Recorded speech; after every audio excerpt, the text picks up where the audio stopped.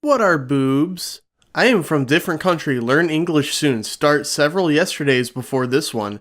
My friends say this word vary a lot, but I know not what is.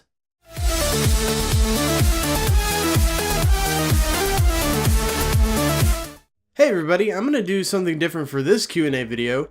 Today I've taken it upon myself to peruse Yahoo Answers to see if I can find some questions that I may be able to answer and hopefully help out these poor people using this shitty ass fucking website. Our first question comes from Yahoo Answers user Arnie, and he asks, what do you think of murder? And I'm gonna have to agree with the best answer here. It's horrible. Murder is a terrible, terrible thing. But let's see what some other people had to say. There's an SS symbol in there and I can't. He says he's a retired police officer as his source of information. He thinks it should be legalized. Yeah, no. Nope. This is the best one. This is the best answer so far.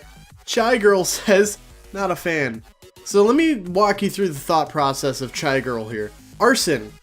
That's fine. Whatever. It's just another house. Grand larceny? Who gives a shit about grand larceny? High treason? Meh. But murder. Murder's where she crosses the fucking line. Yahoo Answers user Anonymous asks, should we just start calling Trump the Teflon Don? Yes, that's a great nickname. But also no. Gary the Human Being asks, how often do you eat cottage cheese? Every couple of months, really? The only time I really have it is if I'm having a nice hot dog day and I'm just like, cottage cheese or macaroni and cheese. Now normally I would pick the macaroni, but on some days when I'm feeling a little explorative, I will pick the cottage cheese. Another anonymous user wants to know, how do I know if I'm a psychopath or not? Probably once you stab your first small animal and then try to hide it from your family by not taking it out of your room and just leaving it in your closet. That's probably the first sign that you're a psychopath. Other signs include, I don't know, thinking about murdering small animals, thinking about murdering your classmates, punching your parents, punching babies. Don't punch babies, kids. It's not a good idea. I don't care what South Park has taught you.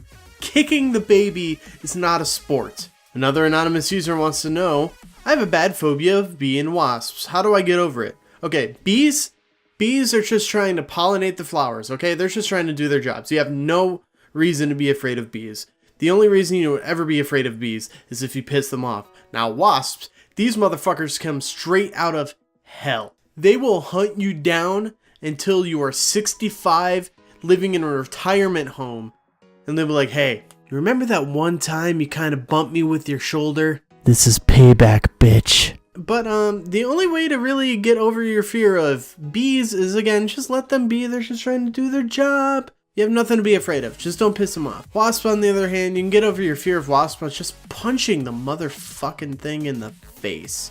Nothing is more satisfying than punching a small flying insect right in its goddamn jaw. User Joni, or is that Johnny, asks, how do I force my 30-year-old daughter to get a job and move out? No, you actually don't force her to move out and get a job. I'm afraid, now this may be hard to hear, but you're gonna have to kill her.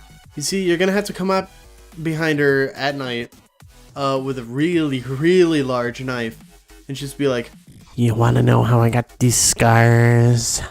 You pull off your Joker mask and you're like, surprise, not actually gonna kill you, and then you're laughing, having a good time, then you just fucking stab her right in the goddamn throat. Anyway, that'll be it for this Q&A.